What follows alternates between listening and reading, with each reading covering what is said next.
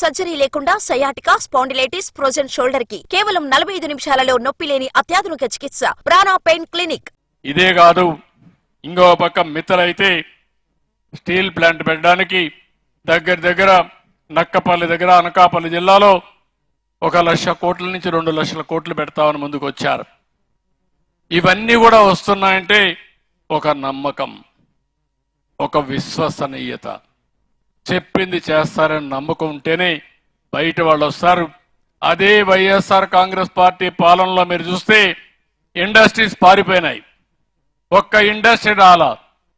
పరిశ్రమ రాకపోతే మన పిల్లలకు ఉద్యోగాలు ఏ విధంగా వస్తాయని అడుగుతున్నా. పరిశ్రమలు రాకపోతే ఆదాయం ఎట్లా పెరుగుతుందని అడుగుతున్నా. అందుకనే ఆ రోజు ఆదాయం పెరగలేదు, అందుకే అప్పులు చేశారు. రాష్ట్రాన్ని అప్పుల ఉబిలో నెట్టేసే పరిస్థితికి వచ్చారు.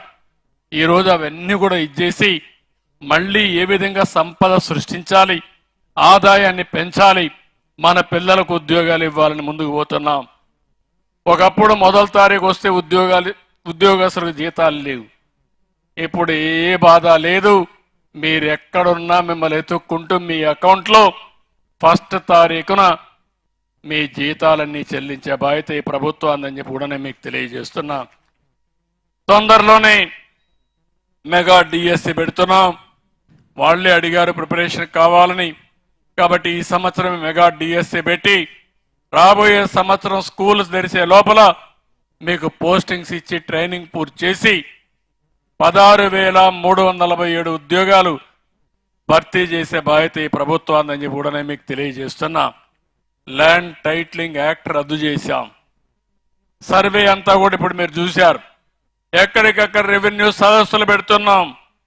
మీ భూములు వేరే వాళ్ళకి రాసేసుకున్నారు. ఇష్టానుసారంగా 22A పెట్టారు.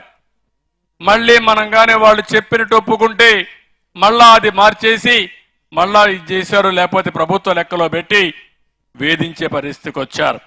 అందుకే ఇవన్నీ చేశాం. ఇంకో పక్క కొత్త మద్యం పాలసీ తీసుకొచ్చాం. ఇంకో పక్క కొత్త ఇసుక పాలసీ తీసుకొచ్చాం. నేను ఒకటే మిమ్మల్ని అడుగుతున్నా, ఈ గ్రామంలో ఉండే వాళ్ళు కానీ రాష్ట్రంలో అందరికీ చెప్తున్నా, ఎక్కడైనా ఇసుక విషయంలో దందాలుంటే మాత్రం ఎట్టి పరిస్థితుల్లో ఉపేక్షించాం. మీ ఊర్లో ఇసుక దేవుడిచ్చిన వరం, అది మీరు ఉపయోగించుకోవడం మీ హక్కు. అది అందుకే ముఖ్యమంత్రిగా ఆదేశాలు ఇచ్చా, ఏ వ్యక్తి కూడా అడ్డం పడకూడదని. వీలైతే మీరు సహాయం చేసి 10 రూపాయలు తగ్గించి ఇసుక తీసుకుపోయే పరిస్థితి అండి, కానీ అడ్డం పడడానికి వీలు లేదని చెప్పి కూడా నేను మీకు తెలియజేస్తున్నా. మొన్నటి వరకు రహస్య వ్యవహారాల కింద జీవోలు కూడా దాచిపెట్టుకునే పరిస్థితికి వచ్చారు. ఇప్పుడు అన్ని ఆన్లైన్లో పెట్టాం.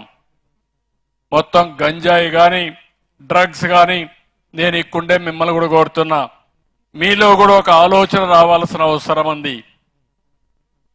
మనకు తెలియకుండా మన పిల్లలందరూ కూడా డ్రగ్స్కి అలవాటు అయిపోయే పరిస్థితికి వచ్చారు, గంజాయికి అలవాటు అయ్యే పరిస్థితికి వచ్చారు. దీనివల్ల నేరాలు ఘోరాలు పెరిగే పరిస్థితి వచ్చాయి. అలాంటప్పుడు ఇవన్నీ కూడా మనం చేయాల్సిన అవసరం ఉంది. ఇది కాకుండా ఇంకో పక్కన మీరు చూస్తే మొన్నే ఎడ్యుకేషన్ మినిస్టర్ గారి ఆధ్వర్యంలో మెగా పేరెంట్ టీచర్స్ మీటింగ్ పెట్టి పిల్లల చదువుల పైన కూడా శ్రద్ధ చేసే పరిస్థితికి వచ్చాం. పేద పిల్లలు గవర్నమెంట్ స్కూల్లో ఉంటారు, వాళ్ళకి ఏం చేయాలో చేస్తామని చెప్పి కూడా నేను మీకు తెలియజేస్తున్నాను. నూతన వక్ఫ్ బోర్డు ఏర్పాటు చేయడం, ఇమాములకి మౌజుములకి గౌరవ వేతనాలు ఇవ్వడం, ఫాదర్స్కి పాస్టర్స్ కూడా గౌరవ వేతనాలు ఇవ్వడం, ఇలాంటివన్నీ చేసి రేపో ఎల్లుండో మీ అందరికీ ఆమె ఇస్తున్నా. వాట్సాప్ గవర్నెన్స్ కూడా తీసుకొస్తున్నాను. అంటే వాట్సాప్ గవర్నెన్స్ అంటే మీ సెల్ ఫోన్లోనే మీకు ఏ పని కావాలన్నా అయిపోయేట్టుగా సెల్ ఫోన్ ద్వారా 150 సేవలు అందించే కార్యక్రమానికి శ్రీకారం చుడుతున్నాం. ఆఫీసులకు పోయే పనే లేదు. దర్జాగా మీ ఇంట్లో మీరు కూర్చొని మీ నేటివిటీ సర్టిఫికేట్ కావాలన్నా, క్యాస్ట్ సర్టిఫికేట్ కావాలన్నా, మార్కులు కావాలన్నా అన్నీ కూడా డౌన్లోడ్ చేసుకోవచ్చు. ఆటోమేటిక్గా మీరు పెట్టేస్తే మీకే నేరుగా వచ్చే పరిస్థితి తీసుకొస్తున్నాం. 150 సర్వీసులతో ప్రారంభించి అన్ని సర్వీసులు కూడా ఇవ్వడానికి ముందుకు పోతున్నాం.